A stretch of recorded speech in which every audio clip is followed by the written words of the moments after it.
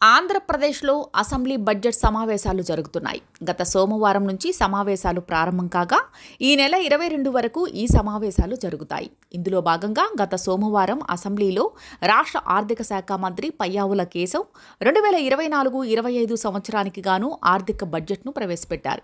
గత 4 రోజులుగా బడ్జెట్పైనే అసెంబ్లీలో చర్చ నడుస్తుంది.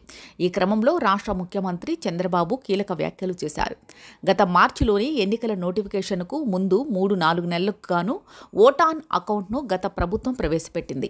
అనంతరం అధికారంలోకి వచ్చాక కూటమి ప్రభుత్వం మరో 4 నెలలకు గాను ఓటాన్ అకౌంట్ బడ్జెట్కు ఆమోదం తెలిపింది. ఈ మేరకు ప్రవేశపెట్టిన ఆమోదం తెలిపింది. అలాగే పలు కీలక బిల్లులను సైతం ఈ సమావేశాల్లోనే ప్రవేశపెట్టేందుకు కూటమి ప్రభుత్వం ప్రయత్నిస్తున్నట్లు తెలుస్తోంది. ప్రధానంగా ప్రస్తుత ల్యాండ్ గ్రాబింగ్ నిరోధక చట్టం 1982 ఇబ్బందిగా ఉందని, దానిని రద్దు చేసి కొత్తగా ల్యాండ్ గ్రాబింగ్ నిరోధక చట్టం 2024ను ప్రవేశపెట్టనుంది. దీంతో పాటు దేవాలయాల్లోని పాలక మండలుల్లో అదనంగా మరో 2 సభ్యుల నియామకంపై బిల్లులను పెట్టనుంది. అసెంబ్లీ సమావేశాల నేపథ్యంలో ఈ రోజు చంద్రబాబు మాట్లాడారు. ఈ సందర్భంగా ఆయన తెలంగాణపై కీలక వ్యాఖ్యలు చేశారు. ఇండియాలోనే తెలంగాణ నంబర్ 1గా ఉండడానికి కారణం తెలుగుదేశం పార్టీనే అంటూ చేశారు.